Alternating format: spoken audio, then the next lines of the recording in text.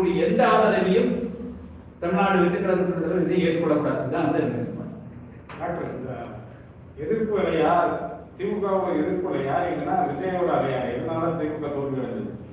அதாவது நல்ல சொன்னேன், ஸ்டாலின் அவர்கள் பொருளாதார ரீதியாக 1000 ரூபாய் கொடுத்ததெல்லாம் கொடுத்தார். சில நன்மைகள் எல்லாம் கூட மாணவர்களுக்கு கொடுத்ததோ கல்லூரி மாணவர்களுக்கோ செஞ்சார். ஆனால் அதனால ஒரு சிறப்பான குட் கவர்னன்ஸ் மக்களுக்கு வந்து முதல்ல பாதுகாப்பு தான் கருதுறாங்க. ரெண்டாவது ஊழல் இல்லாத அரசாங்கமாக இருக்கணும்னு விரும்புகிறாங்க. ரெண்டையும் கொடுப்பதற்கு அவர் தவறிட்டார். என்ன முழுக்க முழுக்க திமுகவுக்கு எதிரான மனநிலையை விஜய் மூலமாக தமிழக மக்கள் பிரதிபலித்திருக்கிறார். தமிழிசை நேரத்தில் என்ன சொன்னாங்கன்னா, மத்திய அரசோட நிதியை ஒழுங்கா வாங்கி ஒழுங்கா செயல்படுத்த முடியல. அந்த தேர்தலில் பொருளாதார இஷ்யூ இல்லைங்க. மக்கள் வந்து they want a good governance. சென்னையில் ஏன் வந்து எதிராக போடுறாங்க? 4 பாதிப்பாகிறாங்க.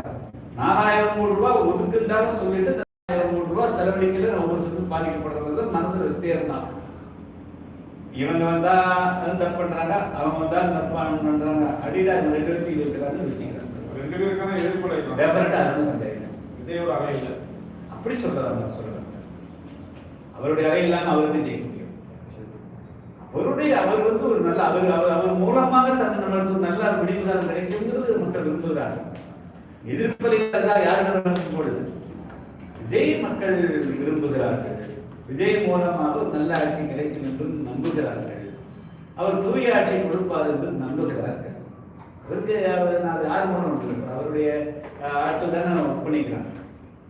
அதனால திமுகவினுடைய எதிர்ப்பு விஜய்க்கான ஆதரவும் இரண்டும் தான் தமிழ்நாட்டில் அரசியல் மாற்றத்தை நிகழ்கிறது. ஆனால் ஒன்றை விட்டு ஒன்றில்லை. திமுகவுக்கு எதிரான மனநிலை இல்லைன்னா